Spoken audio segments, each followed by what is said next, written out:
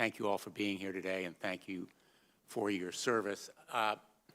You know, I've been in and out as I've attended other committee hearings, and I sort of feel like the most important facts for us and the American people to understand are the facts that haven't been said today. And the reason why they haven't been said is that they are largely classified.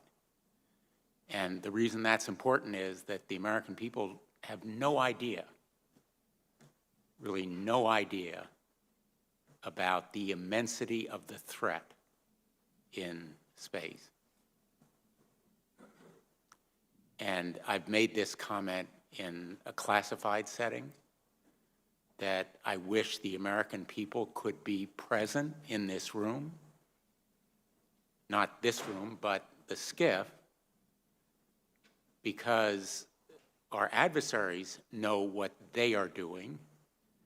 We know what they are doing. They know we know what they are doing, but the American people have no idea. And so this discussion and debate will have very little interest in the American public. It's carried on in a level of, forgive me, bureaucratic language that most Americans would have trouble seeing an immediacy in their daily lives.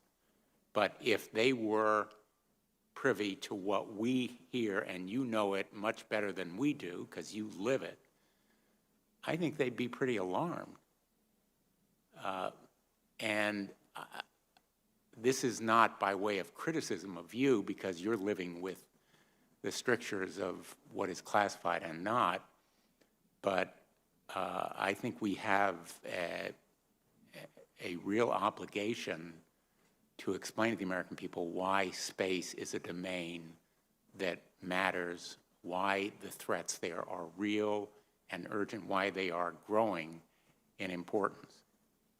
So I think we all agree here that space is an important domain. Undersea warfare is an important domain, but we don't have a separate command for it. Cyber is an important domain, as my colleague and friend, the late John McCain, used to say. And so I found very persuasive, Secretary Wilson, what you said in July of 2017. I know it's been quoted to you before this morning, and others of you, the reasons for your opposition to that separate domain or the separate command for the space domain. But I would like to ask, in terms of the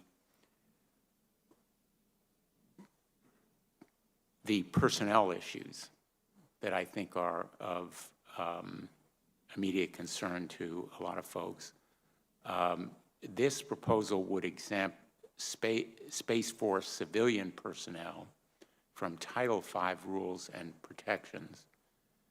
It would create a new accepted service that is separate from the federal government competitive service or a senior executive service. It would create an alarming precedent, I think, that potentially could erode the merit-based civil service within the Pentagon and eliminate the rights of Space Force employees to participate in collective bargaining, for example.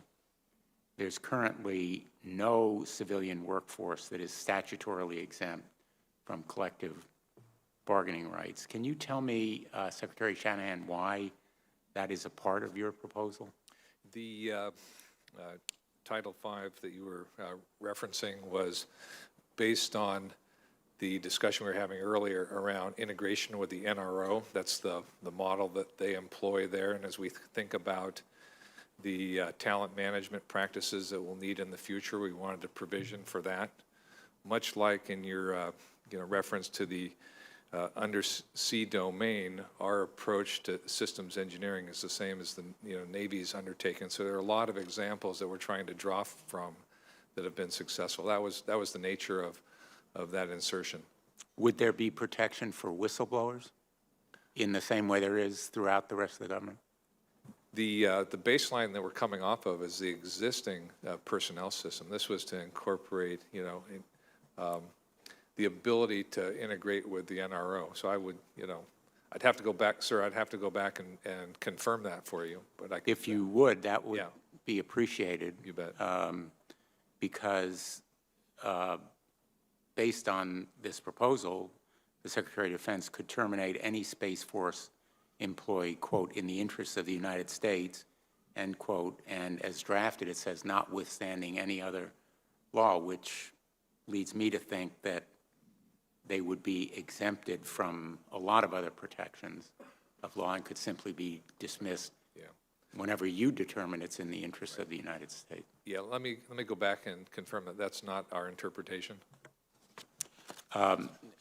My time has expired. Thank you, Mr. Chairman, but I think there are essentially, and I have a lot more, and I'm going to submit them for the record, a lot more questions than answers here. And as others have remarked, each of you has raised objections or reservations or questions in the past, the very recent past, about this idea, which I'm not sure have been fully addressed here. Thank you.